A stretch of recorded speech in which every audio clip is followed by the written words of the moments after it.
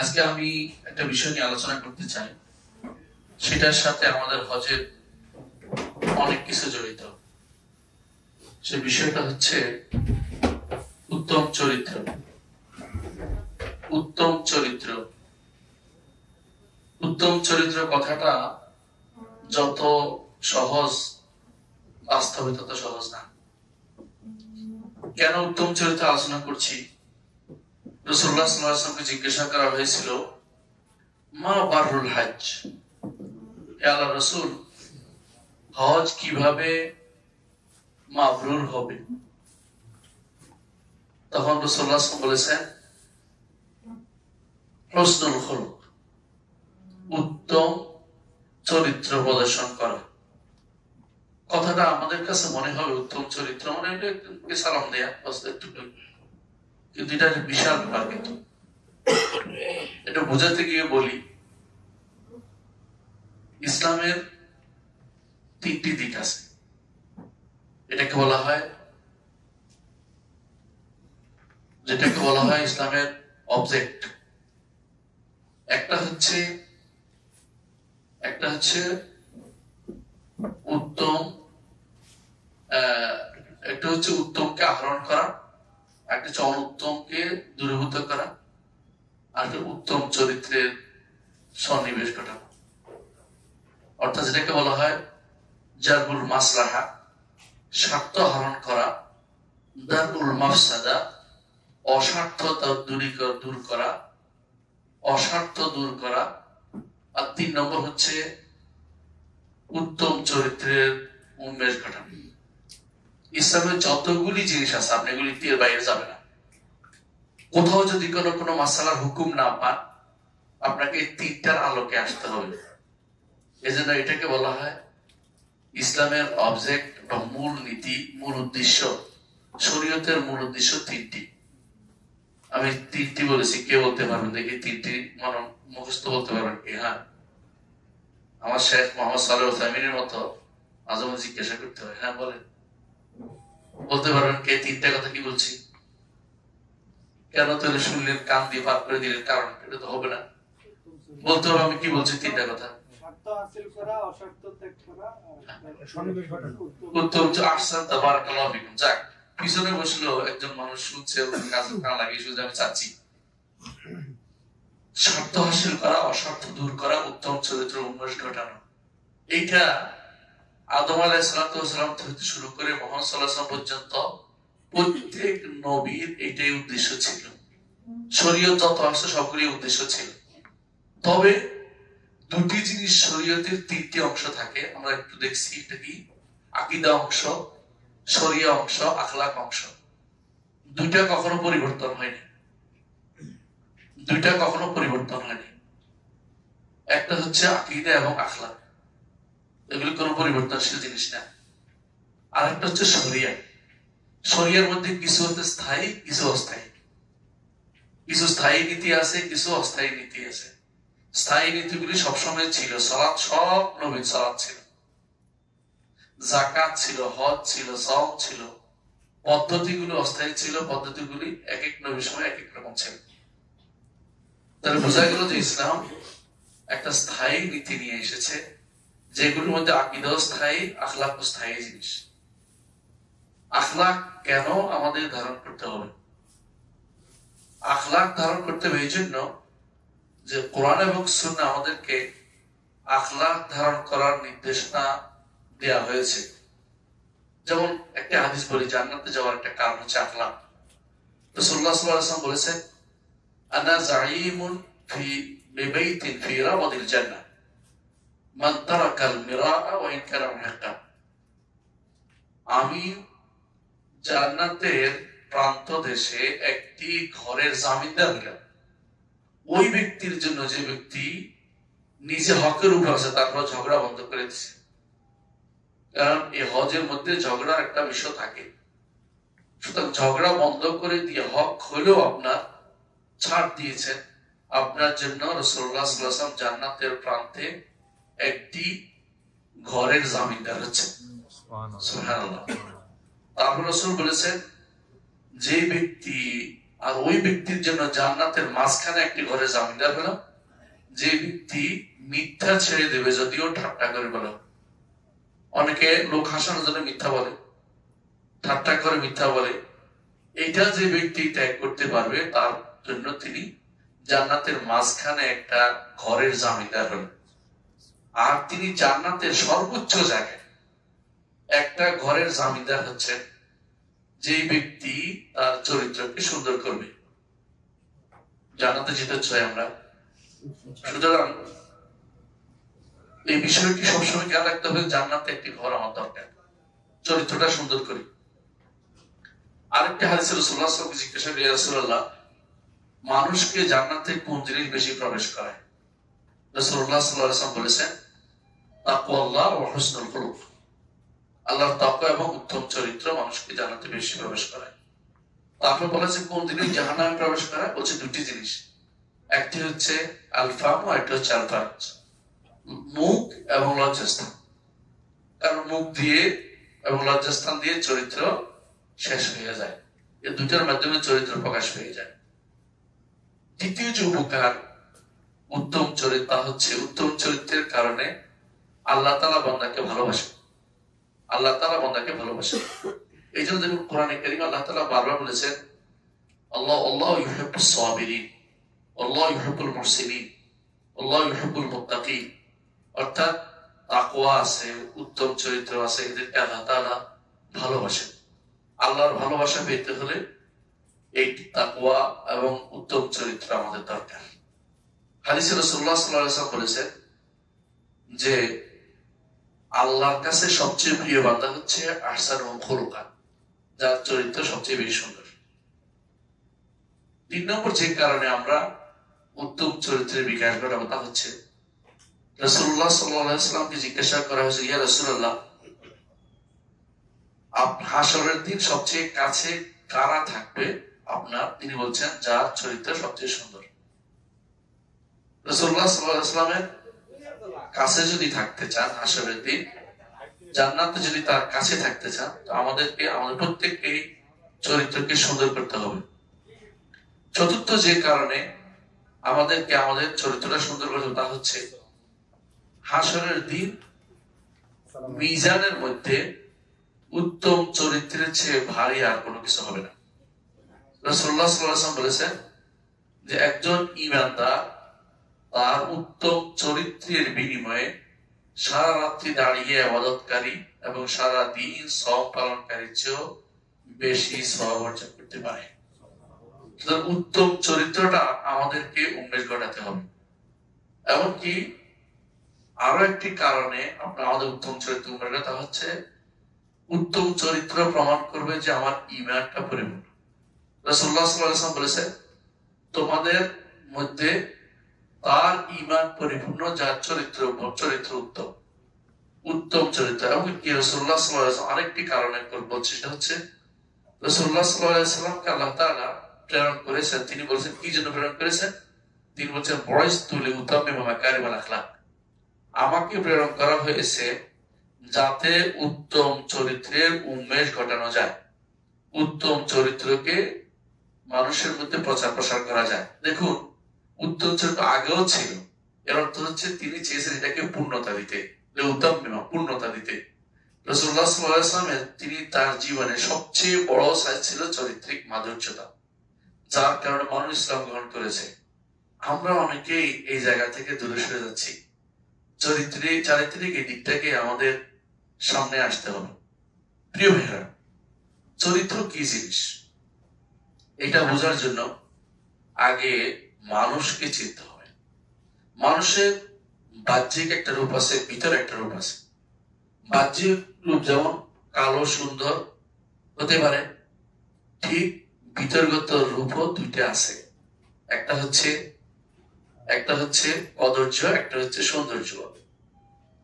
মানুষের বাইরের রূপটা আল্লাহ তাআলা, রাসূলুল্লাহ সাল্লাল্লাহু আলাইহি ওয়াসাল্লাম বলেছেন, ইন্নাল্লাহা লা ইয়ানজুরু ইলা সুওয়ারিকুম ওয়ালা ইলা আজসাদিকুম, তোমাদের চেহারাও দেখবেন না আর তোমাদের শরীরের গঠন দেখবেন না, অন্তর দেখবেন, আমল দেখবেন।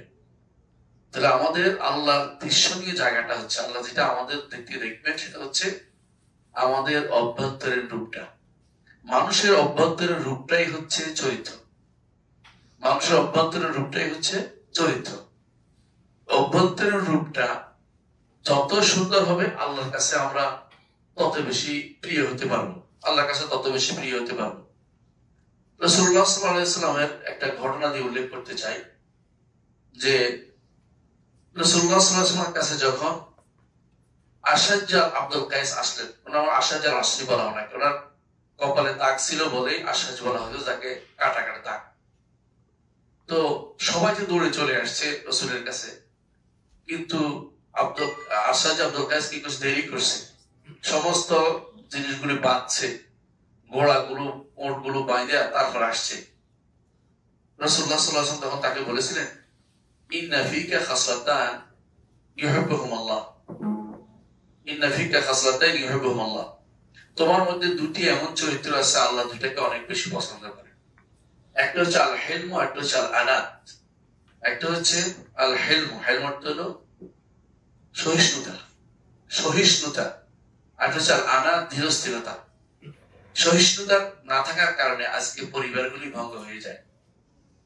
বউর কথা স্বামী সহ্য করতে পারে না, স্বামীর কথা বউ সহ্য করতে পারে না, সন্তানের কথা বাবা সহ্য করতে না, বাবার কথা সন্তান সহ্য করতে পারে না। এক মহা বিপদে দাঁড়িয়েছে। পাশে কি বলতেছে, পাশের ভাই সহ্য করতে পারছে না, অথচ এটা আল্লাহ তাআলা পছন্দ করেন। এটা হচ্ছে উত্তম চরিত্রের একটা বিশাল জিনিস, আল হিলমু ওয়াল আনাত। আর আনাত তো ধীরস্থিরতা। হঠাৎ করে হুট করে বলাচ্ছে, চিন্তা ভাবনা করে কাজ করা উচিত প্রত্যেকটি কাজে, যে আমার এটার সর্বশেষ পরিণতি কি হতে পারে, একটু চিন্তা করে কাজ করি। তখন তিনি বললেন যে ইয়া রাসূলুল্লাহ, আপনি যে দুটি গুণের কথা আমাকে বলেছেন, আল হিলমু ওয়াল আনাত, একটা সহিষ্ণুতা, একটা ধীরস্থিরতা, এই দুটি কি আমি অর্জন করেছি না আল্লাহ আমাকে দিয়েছেন? কঠিন প্রশ্ন। রাসূলুল্লাহ সাল্লাল্লাহু আলাইহি ওয়াসাল্লাম বললেন, আমার বিশ্বাস আল্লাহ তোমাকে এগুলি দিয়েছেন, আল্লাহ তোমার মধ্যে এগুলি দিয়ে দিয়েছে। এখন বলতে পারেন, তাহলে আল্লাহ দিলে আমরা কি করব? কাউকে দিছে কাউকে দেয় না, এরকম। এবারে মানুষ চার প্রকার। কাউকে আল্লাহ তাআলা উত্তম চরিত্র দিয়েছেন, সে আরো বাড়ানোর চেষ্টা আছে। এরা হচ্ছে সবচেয়ে শ্রেষ্ঠ মানুষ, এরা নীতিগতভাবে ভালো। এরা কারা একটু পরে বুঝতে পারবেন যখন আলোচনা আরো গভীরে যাবো আমরা ইনশাআল্লাহ। দ্বিতীয় হচ্ছে এমন লোক যাদেরকে আল্লাহ দেয় না কিন্তু তারা চেষ্টা করে যাচ্ছে, তাদেরকে আল্লাহ দেয় না তারা চেষ্টা করে যাচ্ছে। এরাও সব পেয়ে যাবে চেষ্টার কারণে, যে আমার চরিত্রটা সুন্দর করি, যেভাবে হোক। মুখে কথা এসে গেছে, আটকায় দিছে, না বলবো না, আমার চরিত্র সুন্দর করা দরকার। 3 নম্বর আরেক শ্রেণী আছে, যাদেরকে আল্লাহ দিয়েছেন কিন্তু তারা এটাকে উৎকর্ষ করে নাই, তারা উৎকর্ষ করে নাই। তো এইটা উৎকর্ষ করে নাই, তারা কোন রকম চলতে পারে কিন্তু তারা উত্তম মানুষই বিবেচিত হবে না। আরেক শ্রেণী আছে, তাদেরকে আল্লাহ তাআলা উত্তম চরিত্র অধিকারী করে নাই, তারা চেষ্টাও করে না। এরা কাফের ছাড়া কেউ হইতে পারে না। ঈমানদার এই খাসলত কখনো তার মধ্যে থাকতে পারে না। ঈমানদার উত্তম চরিত্র কিছু একটা তার থাকবেই। কারণ আপনি একটু বলে বুঝবেন যখন চরিত্র কাকে বলে আলোচনা করবেন ইনশাআল্লাহ। তাহলে আমরা দেখতে পেলাম যে চরিত্র, উত্তম চরিত্র কিন্তু একটা প্রশংসনীয় জিনিস। এবং রাসূলুল্লাহ সাল্লাল্লাহু আলাইহি ওয়াসাল্লাম তিনার সাহাবাদের উত্তম চরিত্রকে তিনি সেটা পছন্দ করতেন এবং কখনো কখনো তাদেরকে উল্লেখ করতেন যে তোমার মধ্যে এই চরিত্রটা রয়েছে, এই চরিত্রটা রয়েছে। কিভাবে বুঝবে কোন জায়গায় উত্তম চরিত্র দেখাবে? উত্তম চরিত্রের কিছু জায়গা আছে। উত্তম চরিত্রের জায়গা 2 ভাগে ভাগ করতে পারে, আল্লাহর সাথে বান্দার সাথে। আমাদের মধ্যে সবচেয়ে বেশি যেটা প্রচার প্রসার পায় সেটা যে মানুষের সাথে উত্তম চরিত্র, যে মানুষের সাথে ভালো ব্যবহার করছে, মানুষের ব্যবহার করছে। অনেকে যারা ইউরোপ আমেরিকা যায় তারা পাগল হয়ে যায় ইউরোপ আমেরিকার সুন্দর আচরণ দেখে, যে ওরা মানুষের সাথে আমার সাথে কত ভালো ব্যবহার করছে। কিন্তু ভাই বিশ্বাস করুন, অর্থনৈতিক কোনো কিছু না থাকলে ওরা আপনার সাথে ভালো ব্যবহার করতে হবে। ওরা ভালো করে যাবে, আজকে আপনি ভালো ব্যবহার করলে কালকে ওই দোকানে আবার যাবেন এবং আরো বন্ধু বান্ধব নিয়ে যাবেন। কারণ তাদের কাছে আখিরাত বলতে কোনো কিছু তারা বর্তমানে অনেকেই মানে না। বেশিরভাগই তারা মাদিউ পাঠ, বেশিরভাগই তারা হচ্ছে জাগতিক চিন্তার ভিতর থেকে তাদের উত্তর আসছে। এই জন্য তাদেরকে আপনি যতই আপনি প্রশংসা করেন, প্রশংসাগুলি সঠিক কাজ হইতে পারে না। এই সকল প্রশংসা কখনো করবেন না। দ্বিতীয়ত যেটা আমাদের জানা দরকার সেটা হচ্ছে যে উত্তম চরিত্রের জায়গা মানুষের ক্ষেত্রে নির্ধারণ করাটা হচ্ছে পরের ব্যাপার। এটা ওই সময় আসবে আসলে যখন আল্লাহর সাথে, স্রষ্টার সাথে আপনার উত্তম চরিত্রটা নির্ধারিত হবে। মানুষের সাথে যদি কোনো কিছু উত্তম চরিত্র নাও হয়, হয়তো কোনো কারণে আপনার সব কম হোক, কিন্তু স্রষ্টার সাথে যদি কোনো আপনার উত্তম চরিত্র নির্ধারিত না থাকে, না হয়, আপনি সবচেয়ে বেশি ক্ষতিগ্রস্ত হবেন। খালেকের সাথে একটা উত্তম চরিত্র দেখানো দরকার, আর মাখলুকের সাথে একটা উত্তম চরিত্র দেখানো দরকার। স্রষ্টার সাথে কিভাবে উত্তম চরিত্র হবে, আমি কয়েকটা উদাহরণ দিচ্ছি। 3টা কাজ করলে আপনার আল্লাহর সাথে উত্তম চরিত্র আপনার হবে। 3টি কাজ করলে আল্লাহর সাথে, স্রষ্টার সাথে আপনার চরিত্র উত্তম বলে বিবেচিত হবে। 1 নম্বর হচ্ছে আল্লাহ তাআলা যে সমস্ত সংবাদ দিয়েছেন সেগুলিকে সত্য বলে বিশ্বাস করবেন। আল্লাহ কি সংবাদ দিয়েছে? যে কেউ যদি কোনো হজ্জে মাবরুর করে তার সমস্ত গুনাহ মাফ হবে, জান্নাত পাবে। আল্লাহ সংবাদ দিয়েছেন, যত রকমের সংবাদ দিয়েছেন, সমস্ত সংবাদকে আপনি মন থেকে নিয়ে নিয়েছেন। কেন? আল্লাহ তাআলা সত্য বলে। ওমান আসদাকু মিনাল্লাহি কিলা ওমান আসদাকু মিনাল্লাহি হাদিসা। আল্লাহর চেয়ে সত্যবাদী আর কেউ নাই, তিনি শুধু সবকিছু সত্য বলেছেন। একটা উদাহরণ দিই, বুঝতে পারবেন। রাসূলুল্লাহ উদাহরণ দিয়েছেন। কি উদাহরণ দিয়েছেন? একটা উদাহরণ তিনি বলেছেন। তিনি বলেছেন,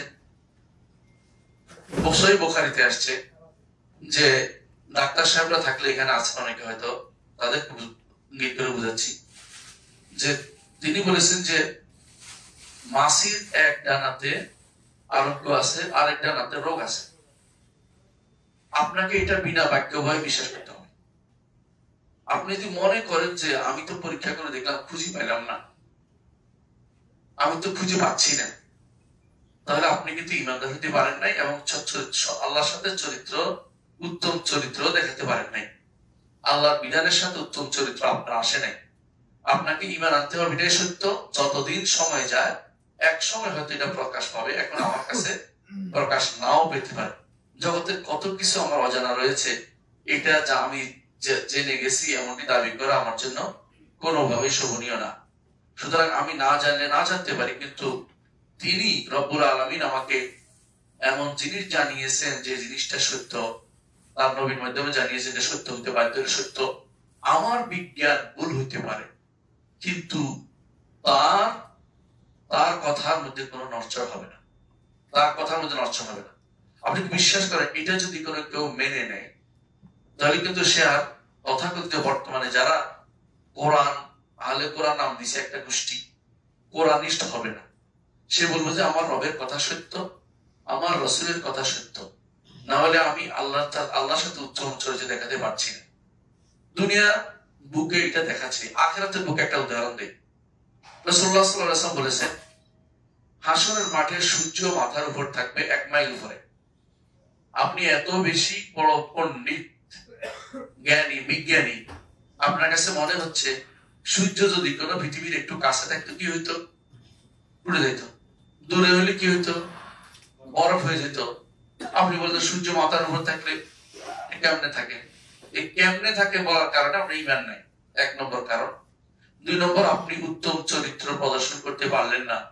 কারণ আপনার উত্তম চরিত্র এটা হবে যে আল্লাহ সূর্যকে দূরে রেখে সবকিছু বাস্তবায়ন করে দেখাচ্ছেন।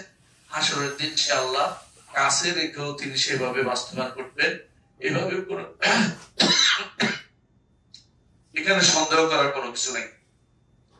হাদিসে আছে, কোরআনে কারীমে আছে, রাসূলুল্লাহ সাল্লাল্লাহু আলাইহি ওয়াসাল্লাম বলেছেন, ওয়া নাহশুরুহু ইয়াওমাল কিয়ামাতি আলা উজুহি, তাদেরকে তাদের চেহারার উপরে হাঁটাবো, হাসর করব। আপনি বড় বৈজ্ঞানিক, বুঝছেন তো চেহারার উপরে হাঁটে কেমনি, কিন্তু আপনি অন্য প্রাণীকে দেখেন না চেহারার উপরে হাঁটছে, চোখে দেখেন না। আপনার কাছে সন্দেহ লাগতেছে, আপনার কিন্তু ঈমান নাই। আপনার ঈমান আনতে হবে যে আল্লাহ আমাকে পায়ের উপর হাঁটাতে শিখিয়েছেন, সে আল্লাহ আমাকে উল্টা দিকেও হাঁটাবেন। কেন? অপমান করার জন্য যাকে তিনি ইচ্ছা করেন তাকে সবাইকে না। যারা দুনিয়াতে অন্ধ ছিল তাদেরকে অন্ধ আকার উঠাবেন। এইভাবে আপনাকে আল্লাহর প্রত্যেকটি কথাকে যথাযথভাবে আপনাকে ঈমান বিশ্বাস করতে হবে। তা যতটুকু সংবাদ তিনি দিয়েছেন প্রত্যেকটা সংবাদকে বিশ্বাস করতে হবে। দুনিয়ার বুকে পানি খাদ দিয়ে চলে, খাদ পর্যন্ত, মানে যেখানে গর্ত দিয়ে চলে। জান্নাতের নাহারগুলো থাকবে উপরে, জান্নাতের নাহারগুলো কোনো গর্ত থাকবে না, উপরে দিয়ে চলবে। আপনি মাথায় ঢুকে না কিভাবে উপরে দিয়ে পানি চলে, কিভাবে ঘুরাবে, কিভাবে করবে। আপনার কিন্তু ঈমান নাই, প্রথম ঈমান শেষ। কিভাবে বলার কারণ আপনাকে বলতে আমান্না ওয়াসাল্লাম, আল্লাহ বলছেন, নবী বলেছেন, মেনে নিলাম, এটাই সত্য। আমি উদাহরণ দিছি কয়েকটা, আপনারা খেয়াল করেছেন কিনা? এগুলি সবগুলি কিসের উদাহরণ? আল্লাহ এবং তার রাসূলের দেয়া যাবতীয় সংবাদকে কি অন্তর থেকে বিশ্বাস করতে হবে, অন্তর থেকে বিশ্বাস করে দেবে। এটা হচ্ছে 1 নম্বর আল্লাহর সাথে চরিত্রের প্রথম বহিঃপ্রকাশ। দ্বিতীয় বহিঃপ্রকাশ হচ্ছে আল্লাহ এবং তার রাসূলের নির্দেশকে বাস্তবায়ন করা, আল্লাহ তার রাসূলের নির্দেশকে মেনে নেয়া, বাস্তবায়ন করা এবং নিজের জীবনে প্রতিষ্ঠিত করা।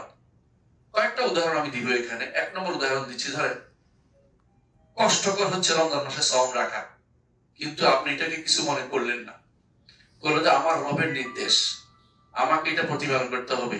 আপনি আল্লাহর সাথে উত্তম চরিত্রের বহিঃপ্রকাশ ঘটালেন। সুদ খাওয়া হারাম, আপনি সুদ খাবেন না, এটা রবের সাথে উত্তম চরিত্রে, রবের নির্দেশের সাথে উত্তম চরিত্রের বহিঃপ্রকাশ ঘটাবেন। ঘুষ খাওয়া হারাম, আপনি এটাকে যথাযথ মেনে নিলেন, এটা হচ্ছে উত্তম চরিত্রের বহিঃপ্রকাশ ঘটালেন। সালাতে আসা, ফজরের সালাতে জামাতে আসা কষ্টকর, এবং রাসূলুল্লাহ সাল্লাল্লাহু আলাইহি ওয়াসাল্লাম বলেছেন এটা মুনাফিকের চরিত্র, যে সে ফজরের সালাতে আসতে পারে না। আপনি কষ্ট করে ফজরের সালাতে হাজির হলেন, এটা হচ্ছে উত্তম চরিত্রের বহিঃপ্রকাশ আল্লাহর নির্দেশ এবং রাসূলের নির্দেশের সাথে। এটা হচ্ছে উত্তম চরিত্র, যে আমি নির্দেশকে প্রতিপালনের মাধ্যমে আল্লাহর সবচেয়ে কাছের ব্যক্তি হব, আল্লাহ তাআলার নৈকট্যপ্রাপ্ত ব্যক্তি অন্তর্ভুক্ত হব, চরিত্র দেখাবো, আমি উত্তম চরিত্র দেখাবো। কিভাবে সেটা সেটা হচ্ছে আল্লাহর নির্দেশকে এবং তার নবীর নির্দেশকে প্রতিপালনের মাধ্যমে। 3 নম্বর উত্তম চরিত্রের বহিঃপ্রকাশ হবে যখন আপনি এই কাজগুলি করতে যান, অথবা করতে যান না, এমনিতে আপনার উপর বিপদ আপদ আসছে। এটাকে বলা হয় তালাক্কি, এটাকে বলা হয় তালাক্কি আকদার আল্লাহ বিররিদা ওয়াস সবর। আল্লাহর যে সমস্ত মাকদুর, আল্লাহ যা নির্ধারণ করেছে আপনার উপর হবে, সেটা আপনার হাতের কামাই করা হতে পারে, আপনার হাতের কামাই করা নাও হতে পারে। দুদিক থেকে বিপদ আসতে পারে।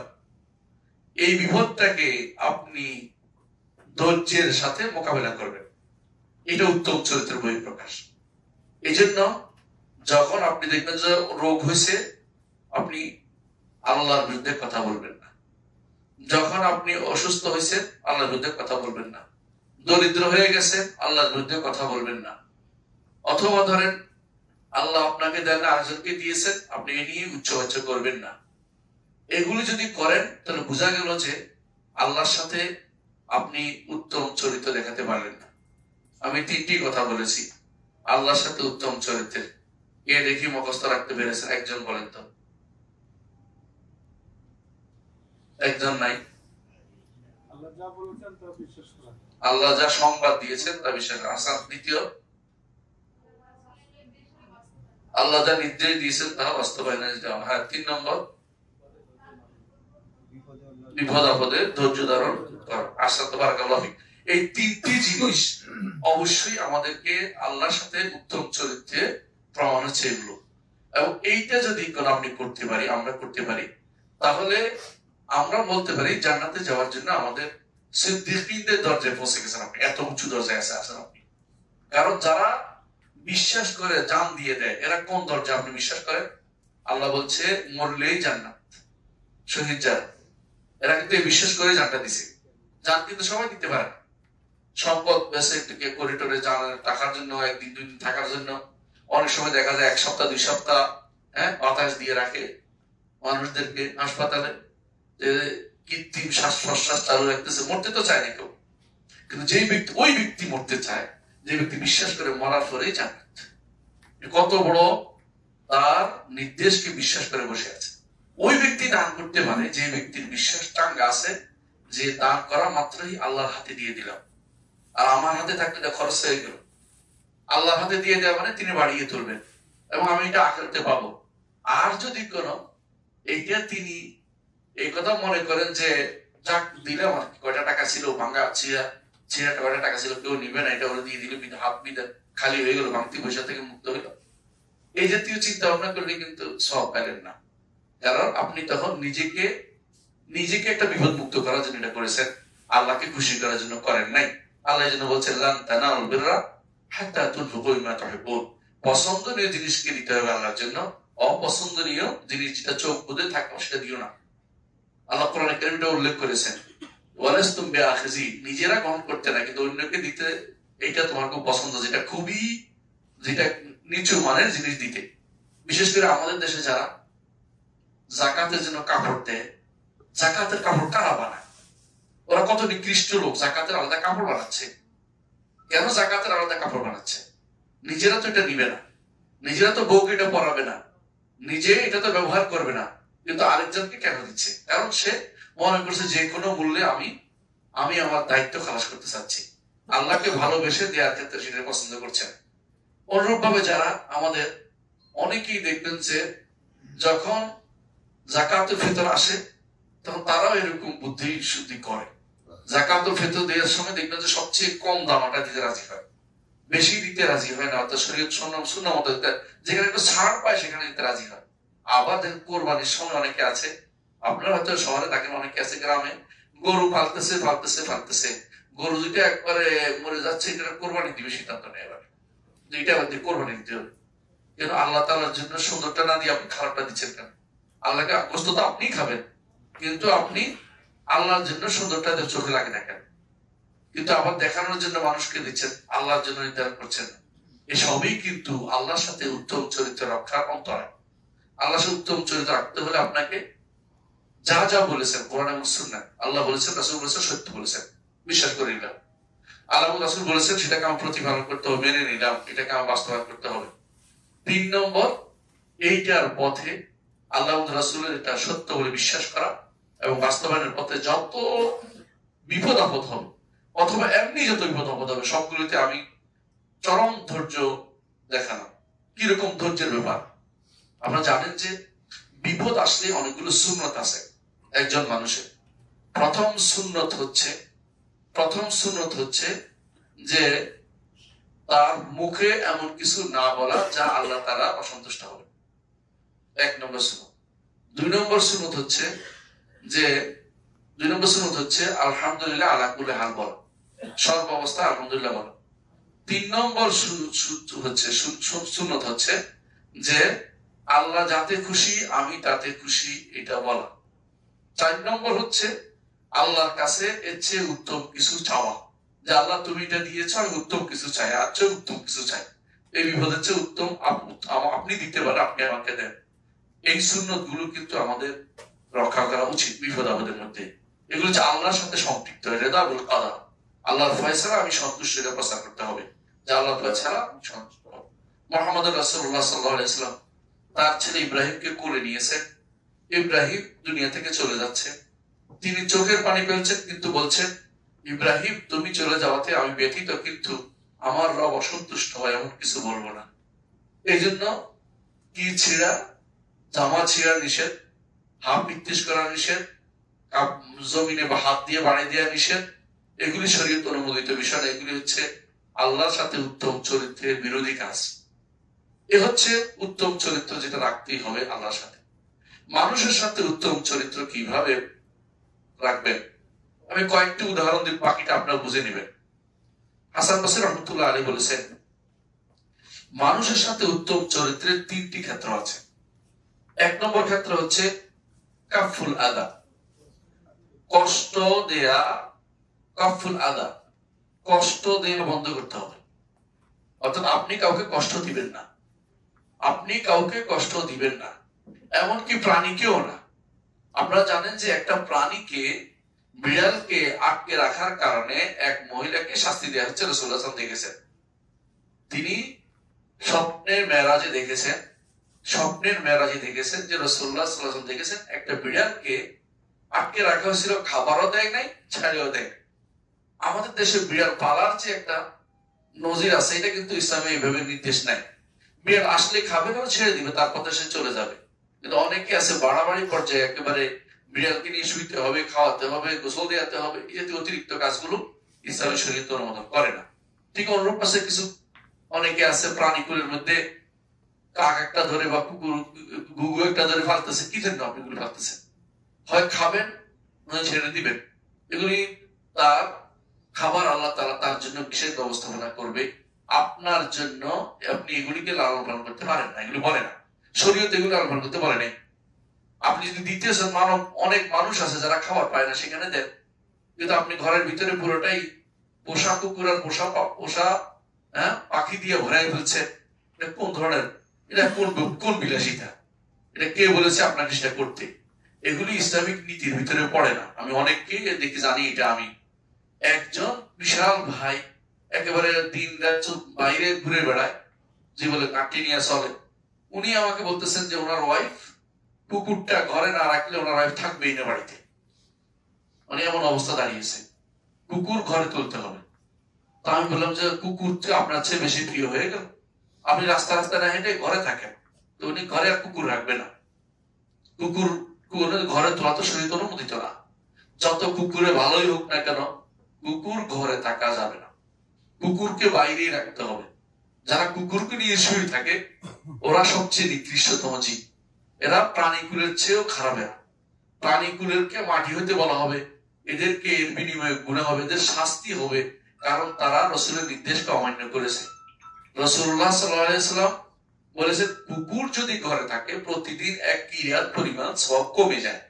তাহলে আপনি এমন কাজ কেন করবেন যেগুলো অনুমোদিত না? মোট কথা কষ্ট দিবেন না ঠিক, কিন্তু তাই বলে কষ্ট না দেওয়ার বিপরীতে গিয়ে আবার বাড়াবাড়ি করে এমন কাজ করে বসবেন না যেটা ইসলাম অনুমোদন করে না। কোন প্রাণীকেও ইসলাম কষ্ট দিতে বলে না। আপনারা ভালো করে জানেন যে রাসূলুল্লাহ সাল্লাল্লাহু আলাইহি ওয়াসাল্লামের দরবারে একবার একজনে বাচ্চা নিয়ে এসেছে এক পাখির। রাসূল কিন্তু হাদিসটা রাসূল বলেছেন বাচ্চা নিয়ে আসার কারণে পাখিটা এসে চিৎকার করছিল, অর্থাৎ তারা পাখিটা ডানা ঝাপটাচ্ছিল। রাসূল তখন বললেন যে কে এই পাখির প্রাণীগুলিকে কষ্ট দিয়েছে, এগুলিকে তার জায়গায় পৌঁছে দাও, কারণ এগুলি খাওয়ার মতো হয়নি, অথবা খাইলে ভালো ছিল, কিন্তু বেহুদাদের কষ্ট দেওয়ার কোন অধিকার কারণ নাই। তাহলে বিনা কারণে আবার বাচ্চাদের উপর কিয়াস করে না, নোগায়ের যেটা করেছে, নোগায়ের তো বাচ্চাদের ব্যাপার, বাচ্চাদের উপরে কোনো বড়দের কিয়াস করতে হয় না। ছোট বাচ্চাদের কোনো কর্মকাণ্ডের উপর বড়দেরকে কিয়াস করাটা অন্যায়, এটা করবেন না। সুতরাং আমি যেটা বলতে চাচ্ছি যে প্রথম কাজ হবে কাফুল আদা, কাউকে কষ্ট দিবেন না। দেখুন রাসূলুল্লাহ সাল্লাল্লাহু আলাইহি ওয়াসাল্লাম বলেছেন কোন দিন বিদায় হজের ভাষণে এই মক্কাতেই তিনি বলেছেন তোমাদের রক্ত, তোমাদের সম্পদ, তোমাদের সম্মান হারাম করা হয়েছে একে অপরের উপরে। যেভাবে এই দিনটি হারাম, এই মাসটি হারাম, এই শহরটি হারাম। বুঝছেন তো? হারাম মানে বুঝছেন তো? এই হারাম অর্থ সম্মানিত। মসজিদ হারাম অর্থ কি? সম্মানিত মসজিদ। এই হারাম অর্থ এই নিষিদ্ধ না, নিষিদ্ধ অর্থ করা যাবে না, এটা সম্মানিত। হ্যাঁ, এখানে কিছু কাজ নিষিদ্ধ, এখানে কিছু কাজ নিষিদ্ধ, এই জন্য কেউ কেউ এটা বলতে পারে, কিন্তু মূল উদ্দেশ্য এটা হারাম উদ্দেশ্য। এখানে হ্যারেম না, হারাম বলতে হবে। অনেকে হ্যারেম বলে থাকেন, এটাও ভুল। মোট কথা এটাই, এখানে যেমন নিষিদ্ধ, সারা পৃথিবীতে একজনের সম্পদ একজন নিতে পারবেন না, একজনের সম্পদ। তবে এখানে আলাদা হুকুম আছে, হারাম এলাকায় আলাদা বিধান আছে, যেটা অন্য এলাকায় বিধান নাই। এখানে হারাম এলাকার আলাদা বিধান আছে। এখানে পড়ে থাকা জিনিস ভুলেও হাত দিবেন না, নষ্ট হয়ে যাক আপনার দায়িত্বের ভিতরে পড়ে না। ওখানকার প্রতিনিধি, যারা এখানকার জনপ্রতিনিধি আছে ওরা নিবে, লোক আছে যারা চাকরিজীবী আছে নির্দিষ্ট, ওরা উঠে নিবে। আপনি উঠাতে চেষ্টা করবেন না। হারাম এলাকার পড়ে থাকা কোন জিনিস হাতে উঠিয়ে নেওয়া বৈধ নয়, তুলে নেওয়া জিজ্ঞাসা করা বৈধ নয়। আপনার দায়িত্ব পড়বে না, হারাম এলাকায় পড়ে থাকবে। এটা হারামের বাইরে যে সমস্ত জায়গা, সেখানে শুধুমাত্র আপনি তুলে বলতে পারবেন যে এটা কার, আমি পেয়েছি, বা ঘোষণা দিতে পারবেন। হারাম এলাকার ওই পণ্ডিতি করে ঘোষণা দেওয়ার অধিকার আপনার নাই, ওইটা করতে পারবেন না, এটা ইসলাম অনুমোদন করে না। হারাম এলাকা স্পেশাল হারাম, এটা না। তাই হোক, যেটা বলছিলাম যে আপনি কারোর প্রতি খারাপ ব্যবহার করতে পারবেন না, বিশেষ করে পিতা মাতার প্রতি খারাপ ব্যবহার চলবে না, বন্ধু বান্ধবদের প্রতি খারাপ ব্যবহার চলবে না, শিক্ষকদের প্রতি খারাপ ব্যবহার চলবে না, পাড়ার প্রতিবেশীর প্রতি খারাপ ব্যবহার মানে আরো খারাপ জিনিস। সেই ঘটনা আপনারা জানেন, রাসূলুল্লাহ সাল্লাল্লাহু আলাইহি ওয়াসাল্লাম এক পড়োশী প্রতিবেশী কষ্ট দিত। আমরা কিন্তু এখন প্রতিবেশী হিসেবে থাকি রুমে রুমে, এবং একই রুমেই মানুষ কিন্তু পাশাপাশি 2-3 জন থাকে প্রতিবেশী হিসেবে বলতে পারে। কি করেছে? বলছে যে ইয়া রাসূল, আমাকে খুব কষ্ট দেয় প্রতিবেশী। রাসূল কি বলেছেন? না শুনলে তুমি তোমার কাপড় চোপড় নিয়ে রাস্তায় নেমে যাও, রাখে দাও, সবকিছুতে রাস্তায় নেমে যাও। তো মানুষ জিজ্ঞাসা করলে কি হচ্ছে, কেন তুমি রাস্তায় নামেছো? আমার প্রতিবেশী আমার কষ্ট দেয়। ওই লোক শুনে তাড়াতাড়ি করে বলছে আমি আর তোমাকে কষ্ট দিব না, কারণ সারা দুনিয়া হয়ে যাবে কিছুক্ষণের মধ্যে। এখন যেমন ফেসবুকে দিয়ে দেওয়ার মতো অবস্থা আর কি। এই জন্য জালেমের বিরুদ্ধে যখন প্রতিকার পাওয়া যায় না, তখন সে বলা যায় না, জালেমের বিরুদ্ধে প্রতিকার পাওয়া যায় না, তখন সেটা মুখ ফুটে বলা ইসলাম জায়েজ মনে করে, জায়েজ আছে। এখান থেকে এই আমরা মানহাজ এটা পাই যে অবশ্যই জালেমের বিরুদ্ধে কথা বলা যাবে, জালেমের বিরুদ্ধে কথা বলা যাবে। মোট কথা এটাই, রাসূলুল্লাহ সাল্লাল্লাহু আলাইহি ওয়াসাল্লাম আমাদেরকে প্রতিবেশীর প্রতিও ভালো ব্যবহার করতে বলেছেন। এটা কিন্তু বারুল হজ্জে মাবরুরের একটা লক্ষণ। রাসূলুল্লাহ সাল্লাল্লাহু আলাইহি ওয়াসাল্লামকে জিজ্ঞাসা করা হয়েছে হজ্জে মাবরুর কি? তিনি বলছেন হুসনুল জিওয়ার, উত্তম পড়োশীপনা। উত্তম পড়োশীপনা মানে উত্তম পড়োশী হতে পারলে আপনি সবার সাথে, তাহলে আপনি উত্তম পড়োশী হতে পারলে আপনি হজ্জে মাবরুর আপনার নসিব হবে। হয়তো হজ্জে মাবরুর আরেকদিন আলোচনা করবো, সেটা বলছি না, তবে একটা উদাহরণ দিলাম যে আপনাকে উত্তম পড়োশী মিশতে হতে পারে। আপনি আম খাইছেন অথবা মালটা খেয়ে ছোবলাগুলি আরেকজনের বিছানার কাছে রেখে দিচ্ছেন, উনি মনে কষ্ট আছে বলতে পারে নাই, তাই বলে এটা কিন্তু উত্তম পড়োশী বলা হয়নি। কষ্টের কারণ হলে মাপ চেয়ে নিবেন, খেয়াল রাখবেন সবসময় যে আমি যেন কাউকে কষ্টের কারণ না হই, কষ্ট যেন কাউকে না দেই, এটা খেয়াল রাখতে হবে আপনাকে। দ্বিতীয় যে কাজটি করতে হবে, একটা কি বলছি, কষ্ট না দেয়া, এটা বলে কাফুল আযা, কাফুল আযা, কষ্ট না দেয়া। 2 নম্বর বাযলুন নাদা। বাযলুন নাদা হচ্ছে বেশি পরিমাণে খরচ করা, যত বেশি পারি আমার যা আছে তা দিলাম। রাসূলুল্লাহ সাল্লাল্লাহু আলাইহি ওয়াসাল্লাম সবচেয়ে উত্তম চরিত্রের অধিকারী ছিলেন বলে তার হাতে যা আছে তা দান করে ফেলতেন। কোনোদিন কোনো কিছু জমান নাই, জমিয়ে রাখা তার কোনোদিন স্বভাবই ছিল না। কেউ আসলে তিনি তার কাপড়টা খুলেও দিয়ে দিতেন যদি কোনো অতিরিক্ত কাপড় থাকতো। কেউ একটা সুন্দর জামা দিছে, একজন প্রশংসা করছে, রাসূল তারে দিয়ে দিছে যে তুমি নিয়ে যাও। তাহলে এটা রাসূল আদর্শ ছিল যে উত্তম মানে যত বেশি পারেন হাত দরাজ করবেন। উত্তম চরিত্রের মধ্যে হাত দরাজ করাটা খুবই গুরুত্বপূর্ণ। এই জন্য একটি হাদিস আছে যে কৃপণতা এবং উত্তম চরিত্র একসাথে হইতে পারে না, যে বেশি কৃপণ তার চরিত্র উত্তম হবে কথাটা ঠিক নয়, কৃপণতা হইতে পারে না। হ্যাঁ, কখনো কখনো মানুষ কাউকে কৃপণ মনে করে যে সে হারামে ব্যয় করে না, এটা মনে করতে পারে মানুষ, সে তো হারামে ব্যয় করবে না। হালালে যত ভালো ব্যয় করবে, হারামে যদি করে 1 টাকাও ব্যয় না করে কৃপণ না, কিন্তু হালালে যত বেশি ব্যয় করবে এটা বিলাসিতা বলা হবে না, এবং একে বলা হবে না যে এ কারণে যে তিনি অপচয় করছেন সেটাও বলা যাবে না। এই জন্য দান বেশি করলে অপচয় করছে এটা বলা যাবে না, তেমনি ভাবে হারামে 1 টাকা ব্যয় করলে অপচয় করছে এটা বলা যাবে, উল্টাটাও ঠিক। অর্থাৎ বেশি হারামে ব্যয় করা যাবে না, কিন্তু এর খরচ করাটা হচ্ছে, খরচ করতে পারাটা উত্তম চরিত্রের বহিঃপ্রকাশ।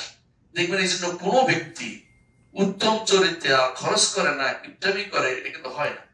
এটা কিন্তু মানুষ তৈরি করে নিতে পারে নিজে ইচ্ছা করে যে আমি ছাড় দেবো। কেউ অভ্যাস করতে পারলে, কেউ দানের দেখবেন যে তার কাছে দান না করতে পারলে ভালো লাগে না, কষ্ট করে রোজগার করে তারপর দান করে, কষ্ট করে রোজগার করে 100 টাকা পাইলে সেখান থেকে 10 টাকা দান করতে পারে।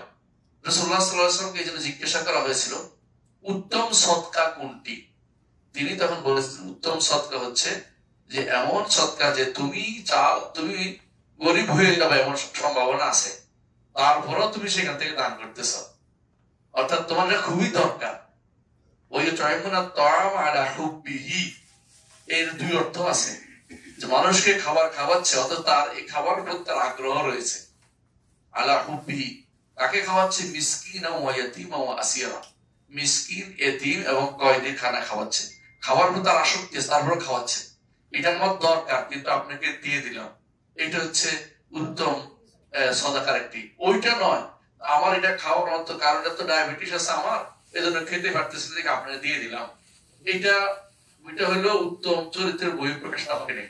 এটা হলো আমি দায় সারা গোছের কাজটা করেছি, এটা সব হবে না, নিয়তের কারণে সব হবে, কিন্তু ওই রকম হবে না যেরকম আপনার এটার প্রতি টান থাকার পরে দিচ্ছেন, এটা কিন্তু খেয়াল রাখতে হবে। তাহলে আপনাকে দ্বিতীয় যে কারণে আপনার চরিত্র উত্তম হবে তা হচ্ছে উত্তম বেশি পরিমাণে দানের হাত বাড়ানো, এটাকে বলা হয় বাজলুন নাদা, বাজলুন নাদা, এটা মনে রাখতে হবে। 3 নম্বর যেটা দরকার সেটা হচ্ছে 3 নম্বর সেটা হচ্ছে তালাকাতুল ওয়াজহ, তালাকাতুল ওয়াজহ, অর্থাৎ মানুষের সাথে হাসি মুখে মানুষের সাথে সাক্ষাৎ করা।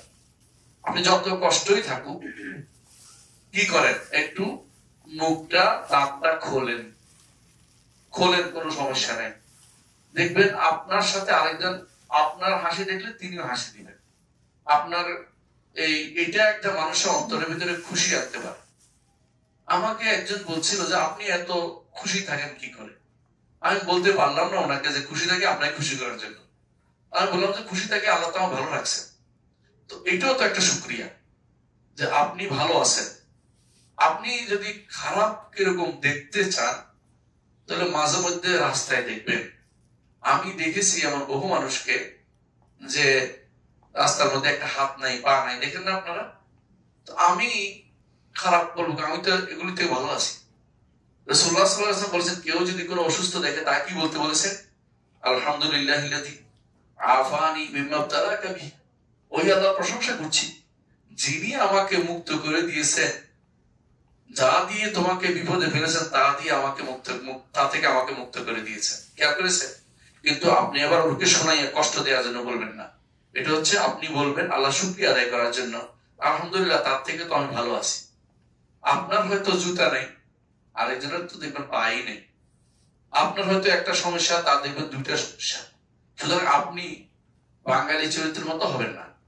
বাঙালি চরিত্রটা কি একটা এরকম যে আমার যদি আমাকে যা দিবেন আমার দোস্তকে ডবল দিবেন, তো আমার তো 1 চোখ নাই, আমার দোস্তকে ডবল দিয়ে দেন, অর্থাৎ তার 2 চোখ যেন চলে যায়।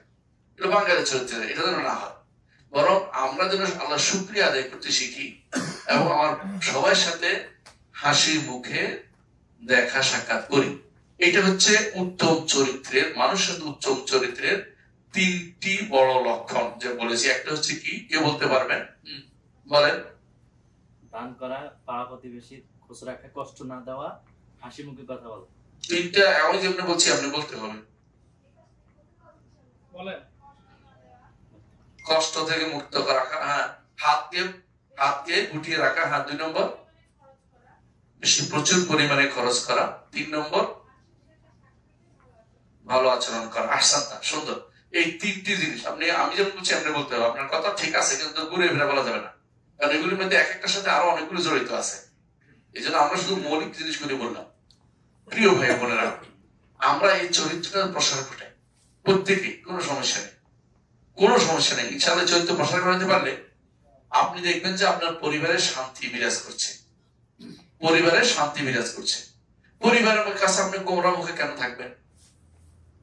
পরিবারের লোকেরাও আপনার কাছে কেন গোমরা মুখে থাকবে? মানুষের জীবনটা কিন্তু খুব লম্বা নয়, এই লম্বা খুবই কম সময়ের জন্য মানুষ দুনিয়া থাকে, যে কোনো সময় চলে যেতে পারে, পরে আফসোস করে শেষ করতে পারবেন না যে আমি কেন ওর সাথে খারাপ ব্যবহার করেছি বা সে কেন আমার সাথে খারাপ ব্যবহার করলো। এগুলি কিন্তু পরবর্তী মানুষের আঘাত, মানে অন্তরে আঘাত আনে, কষ্ট দেয়। যেটুকু সময় আপনি ভালো করতে পারবেন অন্য দিক থেকেও ভালো ব্যবহার আশা করতে পারবেন। সুতরাং আপনি হজে এসেছেন, রাসূলুল্লাহ সাল্লাল্লাহু আলাইহি ওয়াসাল্লামের কথা অনুসারে যে হজটাকে মাবরুর করতে হয়, আপনার উত্তম চরিত্র দেখাতে হবে, এবং আপনাকে উত্তম পড়াশোনাকে আপনাকে ঠিক রাখতে হবে এবং চিন্তা করতে হবে যে আমি হজ থেকে যাওয়ার পরে দেখি আমি বিলিয়ে দেওয়ার মতো, নিজেকে বিলিয়ে দেওয়ার মতো মানুষকে তৈরি করতে পারি কিনা, যে আমি যার কাছে যাব খাইয়ের হব। খাইয়ের অর্থ হলো কল্যাণকামী হব। রাসূলুল্লাহ সাল্লাল্লাহু আলাইহি ওয়াসাল্লাম একটা হাদিস বলে শুনে তিনি বলেছেন যে কুন মাফাতিহা লিল খায়র ওয়া মাগালিকা লিশ-শার, তুমি কল্যাণের দ্বার উন্মোচনকারী হও, কল্যাণের দ্বার উন্মোচনকারী হও, ও মাগালিকা লিশ-শার, অকল্যাণের দ্বার বন্ধকারী হও। কথা বলছেন কিনা? আপনার দ্বারা যেন কল্যাণ হয়, আপনার যেন অকল্যাণ বন্ধ হয়, এই চিন্তা আমরা সবসময় করব।